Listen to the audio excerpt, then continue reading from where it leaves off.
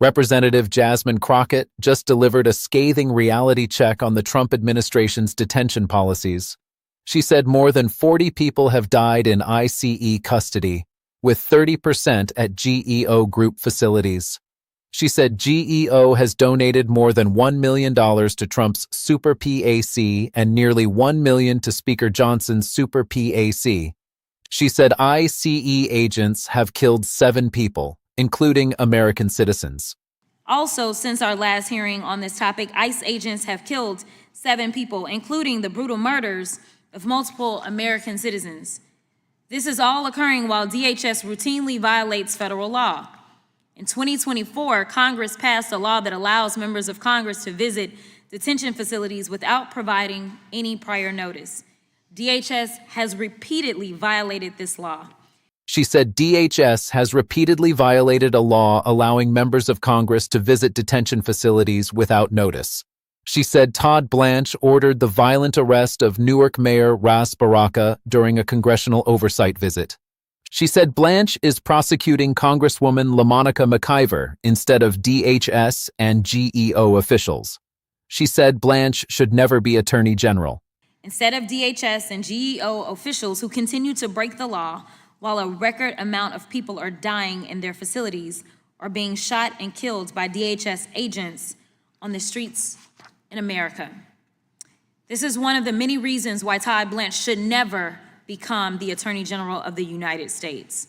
She listed his crimes: blocking investigations, giving Trump a super pardon, creating a $2 billion fund for insurrectionists, protecting Epstein's co-conspirators, threatening reporters, and lying to federal judges. She yielded. Let's watch. Thank you so much, Mr. Chairman. And thank you so much to the witnesses that are here, as well as other colleagues that are sitting in the audience. We're back again for another edition of the Republican Party's Great Replacement Theory Therapy session, where all the white men of the House Judiciary Committee lecture Americans on the importance of mass deportations so that they preserve their so-called American values, like shooting and killing American citizens who are peacefully protesting, or stuffing hundreds of thousands of people into cages without proper nutrition or medical care.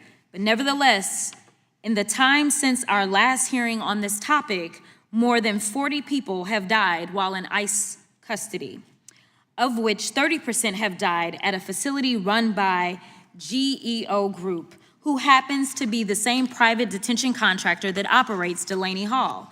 At multiple GEO facilities, individuals report dangerously substandard conditions, including mold, various outbreaks, including chickenpox, and insufficient food and water.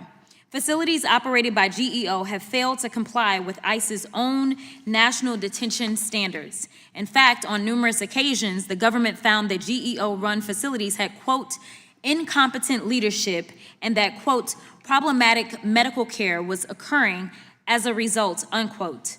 GEO has also been admonished by the courts, yet the chairman has not called anyone from the company to testify before this subcommittee, which is not surprising because they're pouring millions of dollars into Republican campaigns across the country. Let us play a game of follow the money, shall we? GEO Group has donated more than $1 million to Donald Trump's super PAC, nearly $1 million to Speaker Mike Johnson's super PAC, hundreds of thousands to John Thune's super PAC.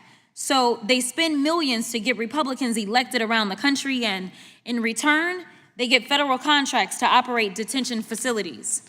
Republicans in Congress ignore the fact that people are dying in their facilities because of inhumane conditions and potentially criminal negligence. Also, since our last hearing on this topic, ICE agents have killed 7 people, including the brutal murders of multiple American citizens. This is all occurring while DHS routinely violates federal law. In 2024, Congress passed a law that allows members of Congress to visit detention facilities without providing any prior notice. DHS has repeatedly violated this law. They have stopped members of Congress from entering detention facilities to conduct oversight visits. GEO Group and DHS have not only blocked members of Congress from entering their buildings, They have also blocked the state of New Jersey and the city of Newark from conducting their own oversight. The governor has called for the facility to be closed. The city of Newark has sued GEO. The New Jersey Attorney General successfully sued GEO so that health inspectors must be allowed into the facility. So a record number of people are dying in ICE's custody, mainly at facilities operated by GEO, and ICE is shooting and killing a record amount of people. Yet again, the chairman has failed to call any government official to testify before this subcommittee. No one from ICE, no one from CBP, no one from the DOJ, and no one from the White House. So Democratic members of Congress, like Congresswoman LaMonica McIver, have been conducting oversight themselves. In May of 2025, McIver was participating in a lawful congressional oversight visit at Delaney Hall with the mayor of Newark and other members of Congress. During the visit, Deputy Attorney General Todd Blanche, who wants to become the AG, ordered the violent arrest of Newark Mayor Ras Baraka. According to body cam footage worn by the violent federal officers, they arrested the mayor, quote, per the Deputy Attorney General of the United States. The federal agents also said that they would arrest anyone who would, quote, get in their way. The federal agents then violently assaulted the mayor, Rep. McIver, Rep. Bonnie Watson-Coleman, and Rep. Menendez.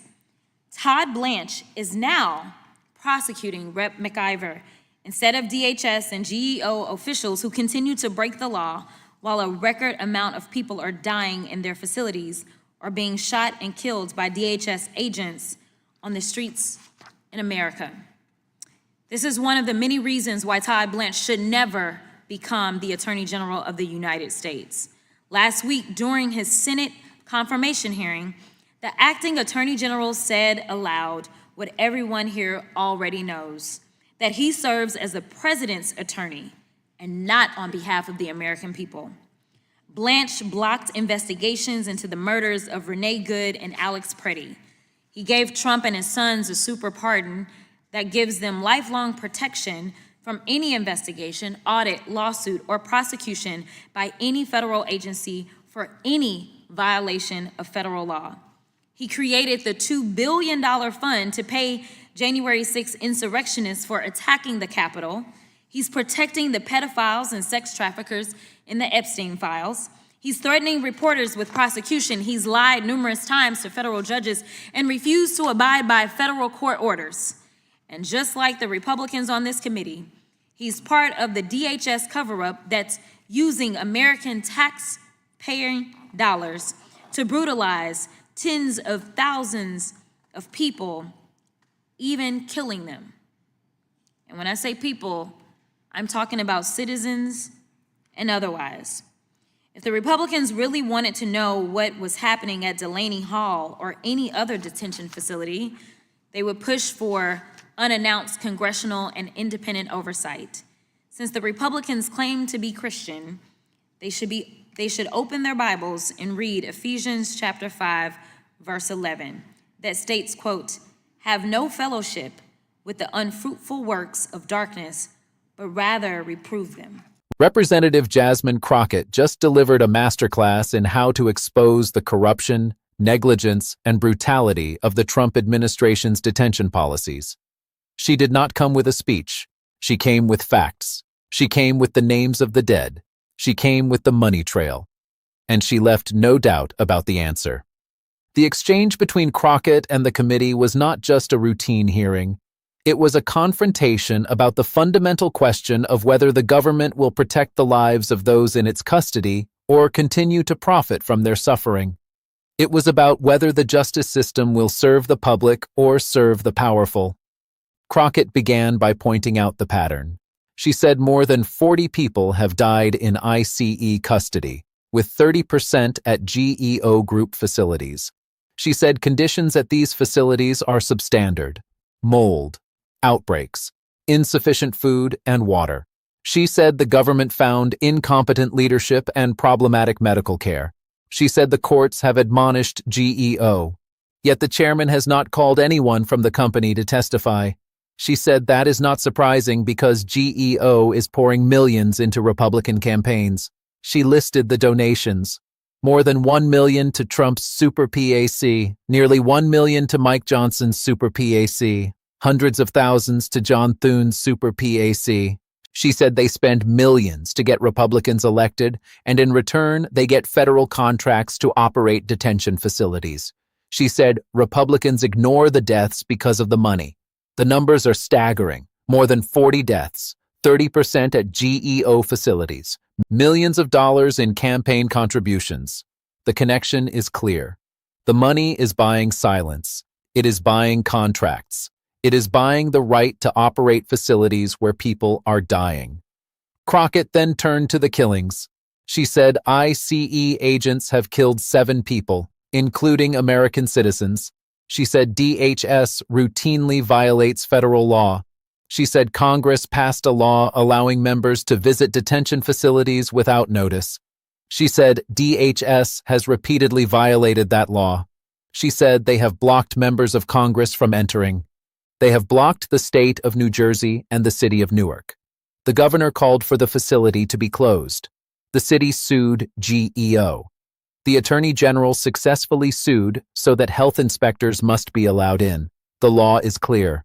Congress has the right to conduct oversight. DHS is ignoring that right. It is blocking oversight. It is hiding the conditions inside its facilities. It is preventing the public from knowing what is happening. That is not just a violation of the law. It is a violation of the principles of democracy. Crockett then turned to the arrest of Newark Mayor Ras Baraka. She said Deputy Attorney General Todd Blanche ordered the violent arrest of the mayor during a congressional oversight visit. She said body cam footage shows the arrest was ordered by Blanche. She said federal agents arrested anyone who got in their way. She said they assaulted the mayor and 3 members of Congress. She said Blanche is now prosecuting one of the members of Congress instead of DHS and GEO officials. She said this is one of the reasons Blanche should never be Attorney General. The arrest of a mayor and members of Congress is not a routine law enforcement action. It is an attack on the separation of powers. It is an attack on congressional oversight. It is an attack on democracy. Blanche ordered the arrest. He is responsible. He should be held accountable. Crockett then listed Blanche's crimes. She said he serves as the president's attorney, not the American people. She said he blocked investigations into the murders of Renee Good and Alex Prey. She said he gave Trump and his sons a super pardon. She said he created a $2 billion fund for insurrectionists. She said he is protecting pedophiles and sex traffickers in the Epstein files. She said he is threatening reporters. She said he has lied to federal judges and refused to abide by court orders. She said he is part of the DHS cover-up that is using taxpayer dollars to brutalize and kill people. She said when she says people, she means citizens and otherwise. The list is long. The pattern is clear. Blanche is not a public servant. He is a political operative. He is using the Justice Department to protect the president and his allies. He is using it to attack the president's enemies. He is using it to cover up crimes. He is using it to enrich himself and his friends. He is not fit to be Attorney General. Crockett's argument is devastating. She did not need to prove that the detention system is broken. She only needed to show that it is corrupt. She showed that people are dying in GEO facilities. She showed that GEO is buying influence with Republican politicians. She showed that DHS is violating the law. She showed that Blanche ordered the arrest of a mayor and members of Congress. She showed that Blanche is prosecuting his critics instead of investigating the deaths. She showed that Blanche is protecting the president and his allies. She showed that the system is not serving the public. It is serving the powerful. The deaths are not accidents. They are the result of negligence. They are the result of corruption. They are the result of a system that prioritizes profit over human life. The larger issue here is not just about detention. It is about the corruption of the justice system. It is about whether the government will protect the lives of those in its custody or continue to profit from their suffering. Crockett argued that it should protect them. She argued that the government should not be in the business of killing people for profit. She argued that the government should not be in the business of covering up deaths. She argued that the government should not be in the business of protecting criminals. She was right. The detention system is not just broken, it is corrupt. It is being run for profit. It is being run to benefit the wealthy and powerful. It is being run at the expense of the vulnerable. The people in detention are not just numbers. They are human beings. They have families. They have lives. They have dignity. They deserve to be treated with respect. They deserve to be treated with humanity. They deserve to be protected. They are not getting that. They are getting death. They are getting neglect. They are getting abuse. They are getting profit. Crockett's use of scripture is the most important part of the exchange. She quoted Ephesians 5:11.